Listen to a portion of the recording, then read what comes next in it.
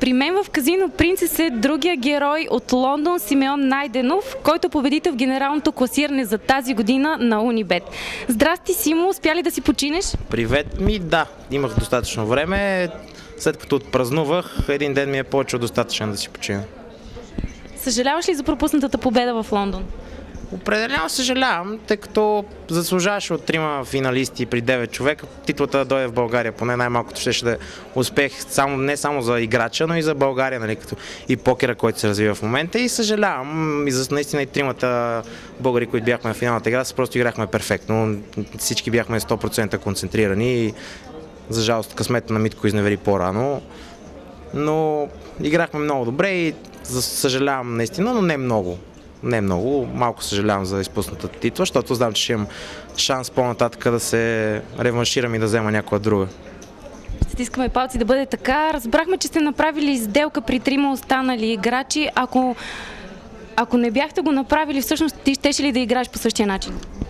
В интерес на истината ние направихме сделка на 3 играчи, но оставихме пари, за които да играем, за да има някаква тръпка. Все пак нямаше да има никаква тръпка и щеше да играем наистина без да ни пука въобще.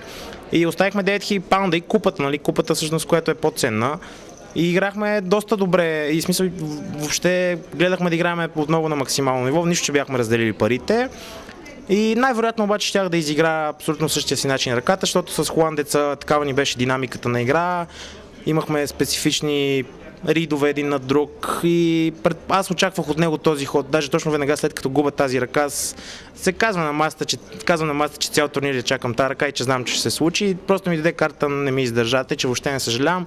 Питах холандеца след това дали той ще изиграе така ръката и той каза, че няма да промени най-вероятно. И не съжалявам.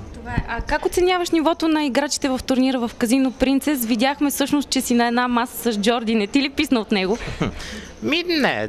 На нивото на играчите в турнира, защото аз тук що дойдох и видях само познати муцуни, от които повечето имат доста добра представа как да играят, а лошото е, че имат и доста добра представа как аз играя, което всъщност е даже минус за мен, тъй като хората знаят как играя. А иначе от Джорди, не ми е писал. Ние с него сме си доста партия и въобще някак не е писнал с него. Като сме на една маса, винаги може да стане някое интересно разиграване, най-малкото, и може да научим нещо един от друг, най-малкото, което е всеки път. И не ми е определено. Джорди е много готин пич и ми е кеф да игра с него заедно винаги. А какво следва от тук нататък в кариерата ти на покер играч? Точно в понеделник заминавам за Прага, където ще играя EPT. Надявам се и там да имам някакъв успех. Иначе като цяло годината мисля да завърша с EPT-то, след това идват коледните миналогодишни празници. Мисля да почина малко, но като цяло за 2011 не съм си правил някакъв сериозен план, но определено ще се отдам доста на турнирна игра и по-вероятно ще продължавам да ходя по големи турнири, да преследвам купата. Няма ли всъщност да си много уморен неделя на финална маса тук в Казино Принцес за понеделник да пътуваш за Прага? Дай Боже да стигна тази финална маса. Не, определено няма да се измора. Аз съм човек, който е свикнал на всякакви натоварвания. Пожелавам ти всъщност финална маса и тук в Казино Принцес, и в Прага. Много късмет, много успех и флопа и търна и ривъра да са с теб. Благодаря ти много, мерси. Ще се надявам да правя всичко най-хубаво. И аз благодаря. Чао.